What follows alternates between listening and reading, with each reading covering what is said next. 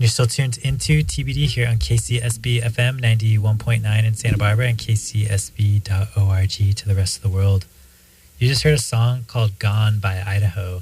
I found this song and put it on this playlist because when I went to a bookstore in the mall the other day, I found this CD for $1, and it's the first time I heard this Idaho EP. Before that, we were listening to a mix that Finnish Postcard put together for us. We heard Joe Bulldozer, Severed Heads with their song Food City, Yawning Man with their song The Last Summer Eye, Anne Laplantine with their song Rev, and before that we started off the set with Short Frenzy with their song Pretend. And we just heard Finnish Postcard live in the studio for us. They played a really awesome set, and we got them in here for a little interview. How's it going, guys? Good. It's going good. Yeah. Heck yeah. Well, I'm stoked to have you guys back. Yeah. Yeah, absolutely. It's so good to see you again. It feels like it's been forever. I know, it's definitely been a minute, right? Yeah. How long ago was that? When did we do that with Trust Blinks? We were trying to figure that out. That's Leo's the guy who always remembers when things were. I'm always like, that was like 3 months ago. And he's like, that was a year and 3 months ago. I remember when it was like early summer 2023.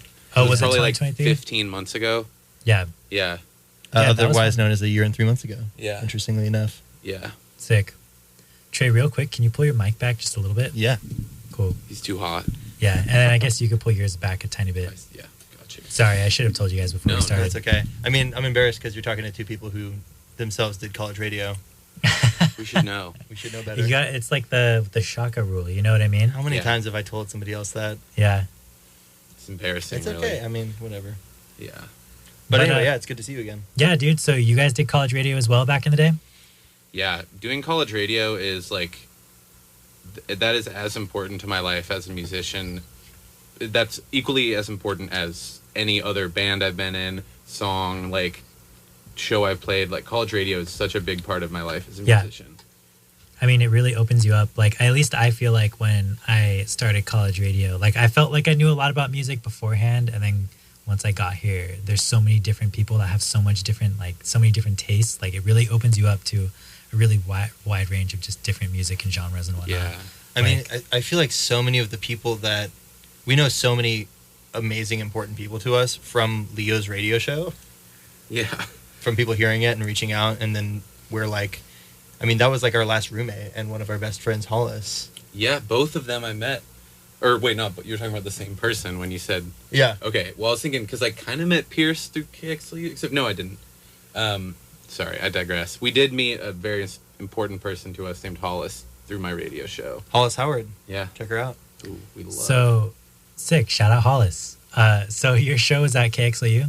Yeah, I went to LMU, and I transferred there, like, a couple months before the pandemic started, so my actual experience at LMU was really truncated and weird. Yeah, but for sure. I got on KXLU in that time and DJ'd for years after. I'm about to get my old show back. So. Oh, really? At LMU? KXLU? Yeah. Dude, so sick. KXLU is like it's been really interesting to like know people who grew up in LA or whose parents grew up in LA who like KXLU is such an institution like of LA. It felt like a really big deal to DJ there. I think that was the first radio, like, independent radio station I ever heard outside of, like, I think I listened to, like, KCRW and stuff, you know? Mm-hmm. But, like, obviously that's NPR, so it's, like, a little different. You know what I mean? They're playing, like, more commercial, big indie stuff, whereas, like, which I feel like is still important for a lot of people, you know? Totally. But, like, you know, I remember I would see, like, shows in LA when I got my own car. Like, I would see, like, KXLU promoted shows and stuff, and it was, like... This is so cool, you know? It's powerful stuff. Yeah, and I was actually just telling Alex, who filmed the show a little bit ago, before the show started, just about how KCSB was one of the reasons why I chose UCSB out of the schools I got accepted to, because it was like I wanted to get involved in something like this, you know? That makes so much sense. Yeah, I don't know. Yeah, what a community. Yeah, exactly. There's just a good community. There's a good scene. And it was like, I always saw people doing KXLU stuff. And it's like, I want to be a part of that, you know? And I feel like seeing college radio when I was in college and just seeing like bands that were, you know, people not that much older than me coming through and playing and like promoting their tour or their show that night made me be like, oh, like that's what it looks like. Like I knew about bands that went on big, like, label supported tours, but I didn't realize there are people just, bankrolling their own journey in a janky van or whatever. Yeah, for sure. Yeah. So, Trey, where was your show at?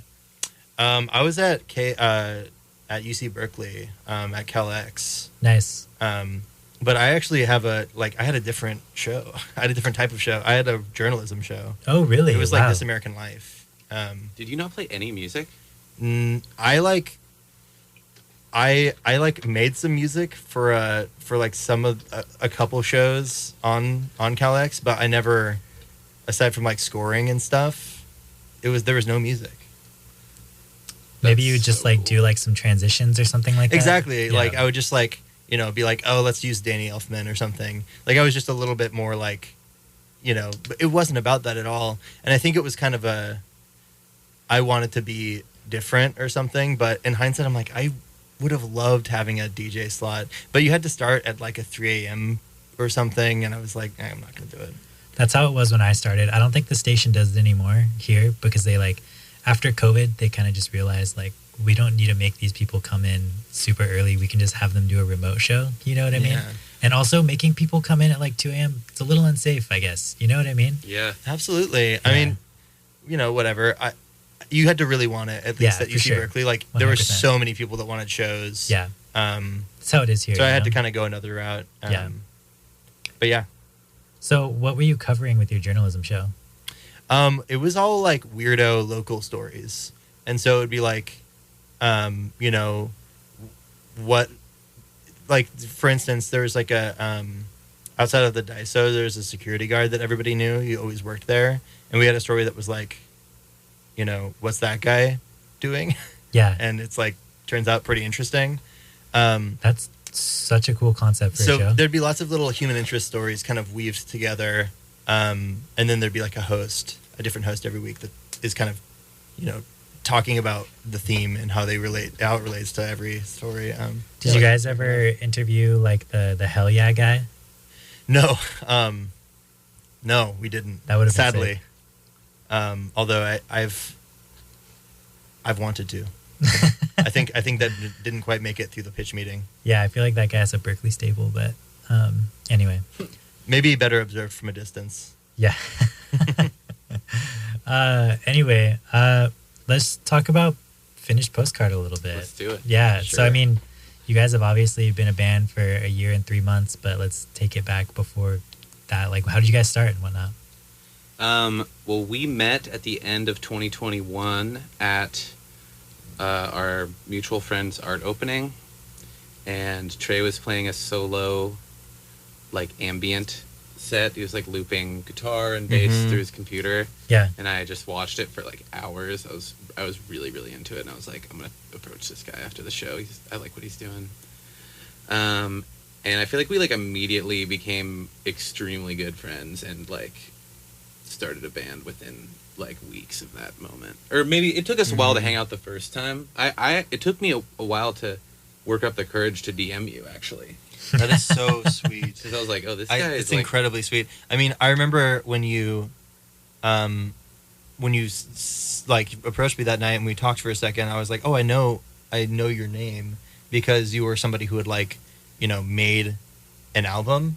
I saw a friend post an album that you had made, and I was and I had listened to it and I liked it, and I thought it was just really impressive that you had this complete body of work, and I was like, oh, this guy's serious. I want to get involved with him. And so when you asked me to be on your radio show, I was like, yeah, let's do it. And then the night that we did that interview afterwards, we hung out and jammed and wrote a song, the first Finnish Postcard song. Yeah, we didn't know it yet, but we wrote the first Finnish Postcard song. And it's been pretty much guns a-blazing since then. That was 2 years ago, or going on 3. Basically. That was 3 years. That was actually exactly 3 years ago. Yeah. And we've lived together for 2 years.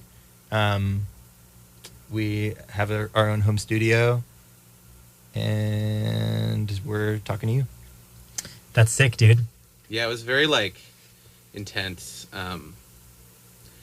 It felt like a, I don't know, a romantic thing almost. Oh, completely. I mean, we also were just so yearning for companionship, I think, in that way. and had just been in so many bands that just weren't like what we needed and kind of what we wanted in terms of commitment and, you know, intensity. And I think when we found each other, it was just a real like instant, like let's do it. I mean, I don't think it was 2 months after we met each other that we had a band name and had songs and were, you know, working together in the studio. Yeah. Yeah, very powerful period of my life, for sure. Yeah, absolutely. That's really beautiful, actually. So I guess, like, what kind of music were you making in the beginning? I know that we were talking about how, or at least off mic, we were talking about how just what you're making now is just so different from what I last heard, you know? Like, you're not even playing music from the last time I heard you guys, you know? Yeah. It, like, what were you guys into at the time? Like, what? Like, I mean, we bonded on, like, Iron and Wine was one of the big first artists that we both liked. Sure. We thought of ourselves kind of, like, as maybe a descendant of a band like MGMT. And we're kind of, like, almost in this, like, acoustic instruments and, like, synth pop. And kind of, like, songwriter music combination. A lot of our first songs were long, progressive acoustic songs. Yeah, with tons of parts and, like, super maximalist. And just as we played more and more, I think we just, like, you know, things have gotten heavier, things have gotten more direct, things have gotten shorter, our songs have gotten a lot shorter, and it's like, yeah, that's like exactly what I love. I only like the band and our songs more and more as time goes on. Yeah. I remember having a conversation if we were like, do you think we could ever play with a drummer? Yeah, because we were so just drum funny. machine only. Oh, really? And now, like, cut to today, our drummer Dan, who's drumming for us on this tour, is just wailing on the drums. Like, So good at drums. yeah, Yeah, Dan rips. yeah, he is so good. Dan Bermuda, shout out, The king. That's cool. So when did you start, I guess, transitioning into the music you're making now? It's a lot heavier, almost more shoegazy, I guess, think in a it's way, just- like more fuzzy, you know? I think it's when we started playing with our band. Like, Yeah. once we started, like, we had a consistent band. Our first iteration of our consistent band, it was like, oh, like, playing live is so different, and these songs feel so much better to play live. Yeah. And also, if you have a really long pre-chorus, you feel it live. Yeah. You know. Yeah, that's a good point, actually. If you're like because we were basically a studio project for the first, like, year and a half of what this band was, at least the first year. And we were just, like, recording a lot. And, like, yeah, there's just stuff that you don't see when you're only recording. Like, you play it live, you're like, this part doesn't really work. Yeah. Or this instrument shouldn't come in here, it should wait or something. Yeah, exactly. Yeah, I don't know. I feel like when you showed me Weekend, I feel like I was like, oh, this could be like... Otherwise known as Not Even for the Weekend. Yeah, the song Not Even Oh, for the yeah. Weekend. I was like, this is kind of... I don't know. I felt like a change there. Yeah, right. It was like, oh, this is, like, heavier than anything we've ever done. And, like, you know, now we have other heavy songs, too. And anyway, I feel like it came from playing live, but also it's just natural. You know, we got really into Wednesday. Oh, I love that band, yeah. Yeah, One of my and- favorite bands ever. And just, like, louder bands, you know? Yeah. And we kind of just saw bands playing loud in a way that we liked, that felt, like, artful to us, Yeah. I think, that resonated, at least with me. Yeah. Yeah, for sure. I can definitely hear, I guess, like the Wednesday type influence in like you guys' music. Yeah, that's awesome. You guys also just dropped an EP, right? Like a split? Yeah, we Yeah. just put out Yeah. a split with Charlie Havenick, Our dear old friend from LA. dear friend. How'd you guys meet Fantastic. Charlie and stuff? Man, I met Charlie forever. I guess I've known Charlie for like 5 years. It was so long ago. We like made some demos at like around the first like 6 months of the pandemic. I Yeah. had like met her through my like girlfriend at the time. And yeah, Charlie is just like really taken off in the last couple of years musically. One of my favorite writers, like bar none, in LA. Yeah, she just never misses. Sick. Her She's a- songwriting's so like obvious in a way that you could never write it, but it's obvious, you know? Yeah. She has such a It's like, duh, oh my god, it's genius. She has such a world too. I Yeah. feel like all of Charlie's songs are like in this big cinematic universe that's just Yeah. like so obviously her. But I think there's also kind of like an intensity match, like kind of like what we have with her, because, you know, we're always, you know, like we're trying to play all the time and write all the time and record all the time. And it only made sense to join forces. Yeah. And also, we don't really know anybody who's putting out splits, and Splits are a good time. I want to bring that to our scene, our little scene in LA. Yeah. It was the first thing that we recorded in our studio, too. Nice. Our new studio at the house we moved into Sick. a year ago. Awesome. So that's what that garage sounds like. Sounds great. Yeah. Thanks. So where can people find that? And like, are you guys working on new stuff? Yeah, people can find it on Spotify, Apple Music, Deezer. It's also on. Hell yeah. For the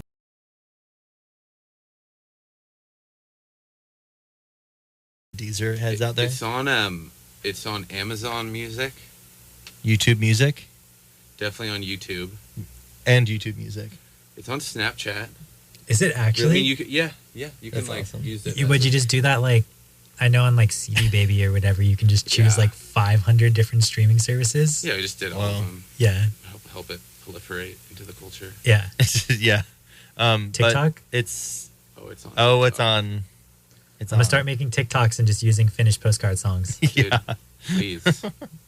But yeah, it's called Exceptions to the Rule, and yeah, you can listen to it. Sick. And we're you definitely want. working on new stuff. Yeah. So I guess we gotta wrap up soon here. So I guess let's like rapid fire these last few. But like, Yeah. What are you guys working on? What are we working on? An album? We're working on our first album. Yeah. Sick. We're recording ourselves, and it's just been a long time coming to have the like recording process melded with the writing process in the way it does when you have your own studio. Yeah. So, you know, a lot of these songs are being written while they're being recorded, and like parts are being, you know, it's a totally different workflow. Anyway, rapid fire. That's it. Sick, dude. Album. I'm excited. I'm excited to hear the new album. Do you have like an expected date? No, we're still recording. It's written and it's definitely over the 50% line, but Cool. of recording. But Awesome. yeah, that's. I mean, when we're back from this tour, it's like, you know, head down in the Hands studio. all hands on deck. Yeah. Yeah. Sick, dude. Well, where can people keep up with all things Finnish Postcard? Finishpostcard.com. If you're a real freak. Trey, I also saw you have a Substack. We have a Substack. Yeah. Trey just did a redesign on our website, and it looks really cool. I can also say that, it looks sick. Thank you. Yeah. Yeah, and like, exactly, we have a Substack. We're on Instagram mostly. We're technically on Twitter. We're on TikTok. Yeah. Yeah. We are technically on Twitter. Finnish_postcard on Instagram. Yeah. Nice. Are you on Instagram Threads? Is it called? No.